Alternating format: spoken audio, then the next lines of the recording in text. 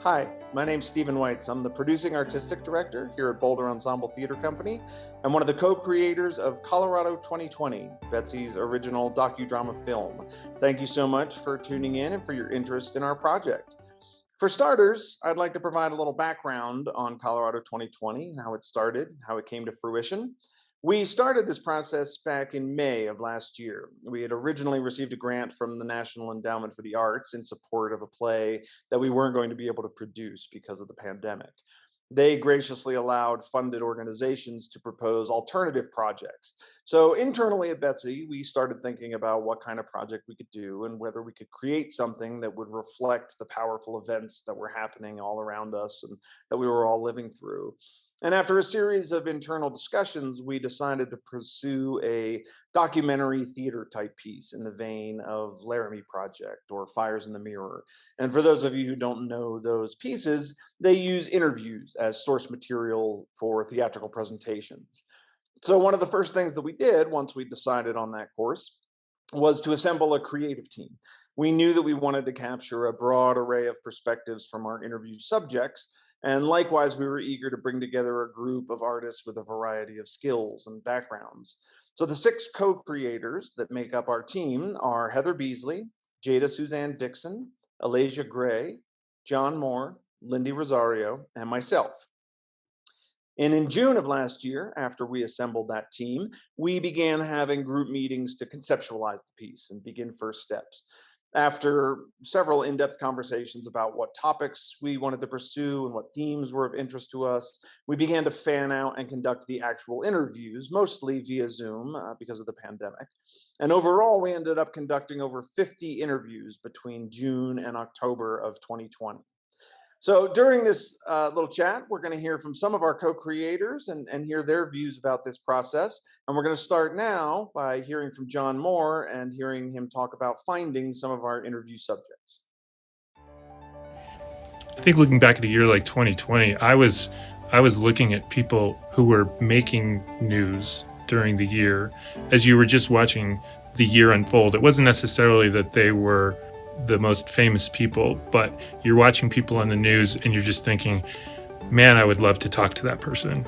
And one example would be during the Aurora Violin Vigil, when we saw Yuka Polly leading all those violinists in the park. And this project gave me permission to be able to say, that's a voice we need in this project.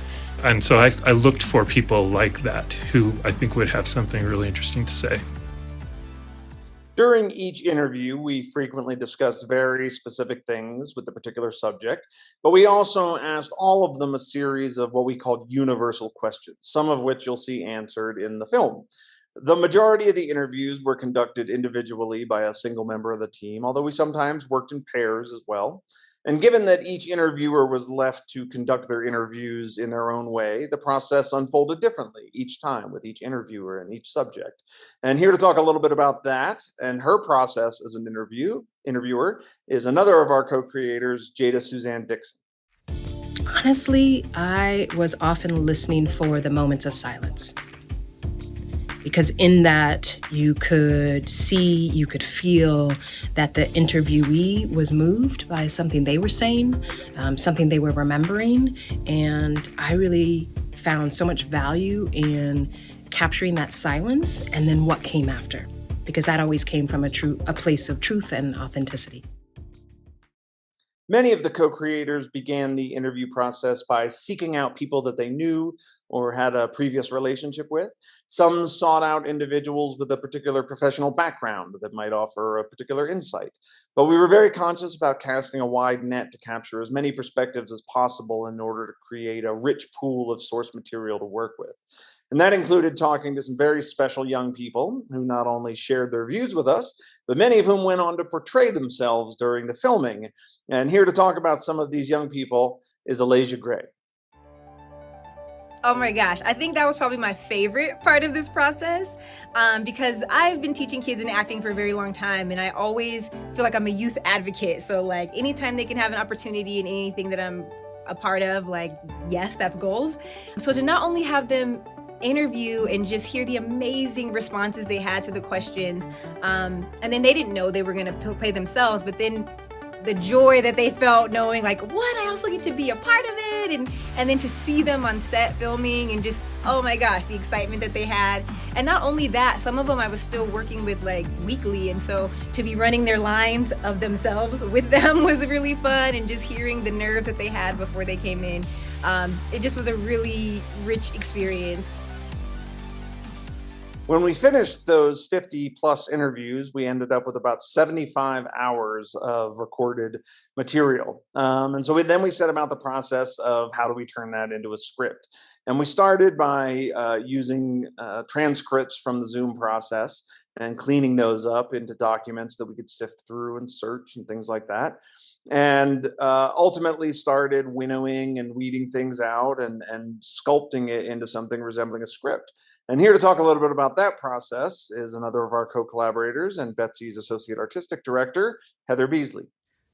I think one of the biggest challenges we took on as a team was dealing with the massive amount of material that we had to winnow into a play and to shape the script.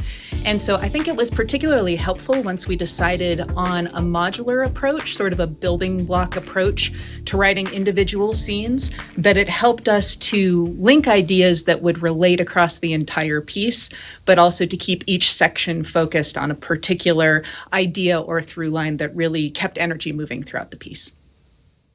We ended up creating about 30 different scenes or units using that modular approach. And some were traditional interview style, as you'll see, unified around a singular theme or issue or event. And some came to life in very different ways based upon the interests and talents of our team. So you'll also see haiku made from quotes from people's interviews. A couple of our interview subjects contributed musical pieces. We took other snippets from interviews and weaved them into visual poems. And after creating all these modular pieces, we took on the task of ordering them and moving them around and structuring them, and where necessary, creating connective tissue in order to tie them together into a narrative whole. And here to talk about that process is the final member of our creative team, Lynde Rosario.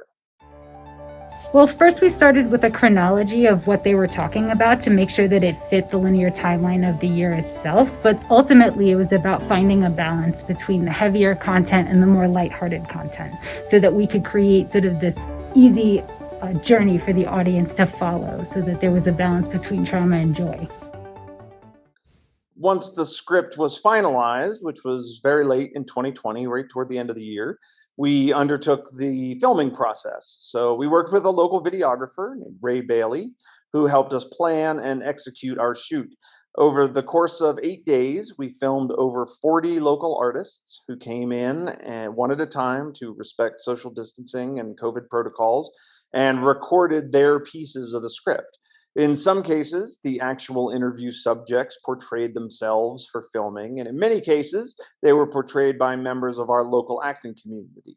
Then Ray undertook the exhaustive editing process, adding underscoring and visuals and stitching together the different camera angles and the various takes into the unified whole that you'll see when you watch the film. And that is a very quick story behind a very busy year here at BETC.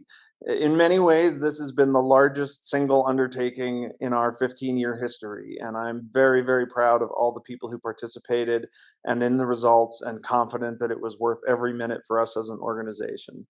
I want to take this opportunity to extend my deepest thanks to the creative team, all of our interview subjects who gave of their time, Ray Bailey, our videographer, and the many artists who participated in the filming, and everyone else who made this journey possible. We are really grateful to them. We're thankful to you for your support, and we hope that you enjoy Colorado 2020.